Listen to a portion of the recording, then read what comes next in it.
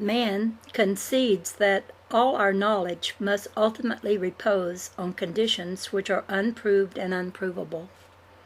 Facts of form in matter are unprovable in a world of space, time, and motion.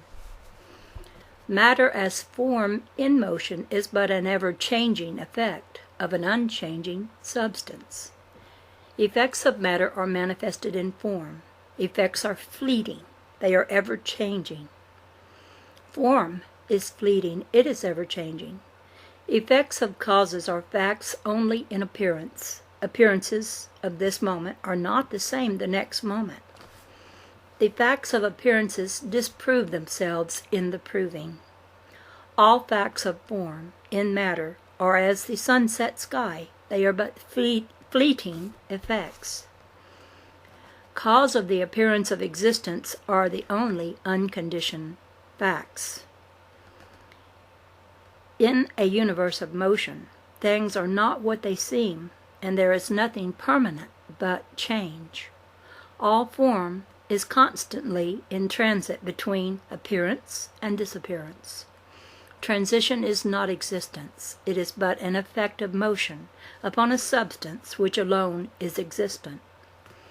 The ripples on the water are an effect upon the substance of water. They have no existence in themselves. Without the substance of water they could not have appeared.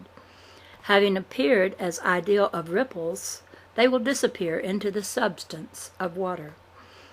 That which periodically appears in transit throughout the 10-octave range of ideal will also periodically disappear. That which appears must disappear, but also must it reappear in accordance with the immutable law that no state of motion ever ends.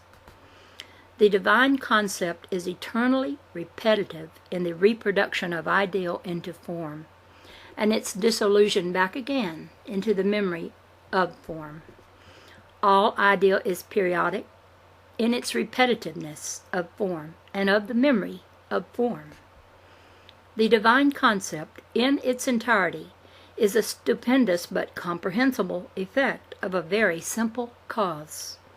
All effects of this creating universe can be comprehended when all causes are known. The limitations of all thinking are within the laws of motion and the effects of motion. Man can conceive nothing beyond the effects of motion and its cause. No phenomena of matter can be new phenomena of matter. Nothing is or will be which has not always been. All phenomena of matter have finite limitations. All complexities of matter are but effects of light in its orderly and limited variance of motion. The forms or images of ideal are limited even in their variability and complexity to the limitations of the 10-octave range of thinking. Omnipotence does not mean unlimited knowledge. It means all the knowledge that there is. Complexity of ideal does not constitute new knowledge. Quantity and complexity of fleeting effects of unknown causes do not add to knowledge or to intelligence. Knowledge cannot be added to or subtracted from. Knowledge cannot transcend knowledge. Mere possession of knowledge or storing of ideal is not indicative of intelligence.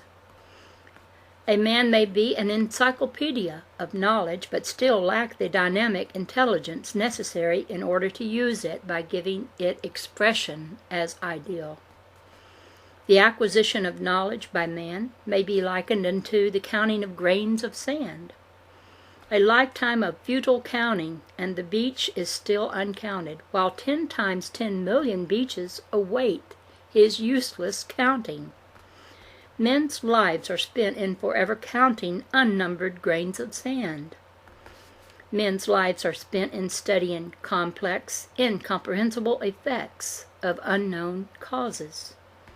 A study of the stars is more ponderous than the counting of grains of sand, but it is of no more import. Knowledge invites conception of ideal in infinite variety. the complexity of which are apparently existent through the act of thinking. It is as though the alphabet desired its letters arranged in infinite variety of ideal. The attribute of desire in knowledge is the cause of the dynamic activity of intelligence. Complexity of ideal in forms of matter is only an appearance registered in low octaves of accumulated high octaves. To man, an appearance is that which comes within the range of his perception. When an appearance disappears, it has only gone beyond his range of perception. Appearance within the range of man's perception does not mean new existence. Disappearance beyond the range of man's perception does not mean cessation of existence. The cloud which disappears beyond the hill does not cease to be a cloud because it is of its disappearance. Vapor which disappears from man's sense of vision does not cease to be water. It can again reappear to the vision of man as water. Light which disappears into an octave higher than that at which man can perceive it does not cease to be existent as light. The thinking of mind is within the limitations of the knowledge. The thinking of mind is limited to the cognizance of universal being. The limitations of knowledge are within knowledge itself. Beyond the existence of mind there is no more. Mechanics and mathematicians, ideas, science and arts, solids of matter, and the effects of motion are all complex effects of perfect thinking. That which man calls spirit is not extraneous to matter. Matter and spirit are one. Spirit could not create a new substance extraneous to itself. One substance cannot become another substance. Mind is the only existent substance. Nothing is existent that is not spiritual. As existence is limited to thinking, and thinking is limited to 10 octaves, man's concept of an infinite spiritual existence is a mistaken one. Mind, being all that exists, is limited to its own 10-octave range of thinking, and is also confined to the act of thinking. It has no other purpose, nor any other possible activity.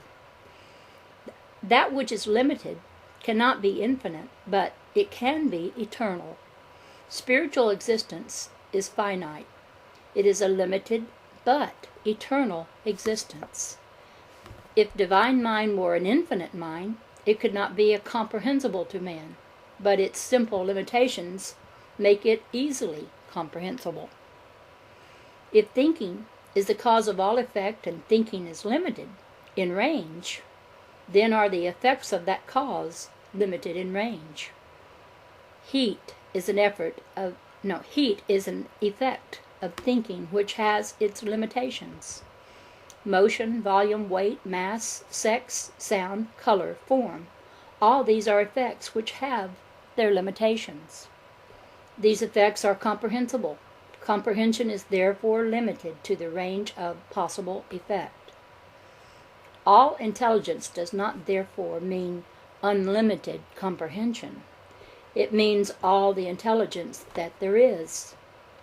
Finite limitations in the expression of mind in ideal might be likened unto the limitation of the painter to the colors on his palette.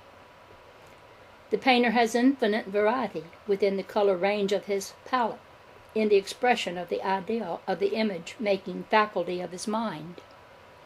Within these limitations, his complexities of variation are without end, but beyond them he cannot go. He is limited by their color range. The color spectrum is his palette, and it has its limitations.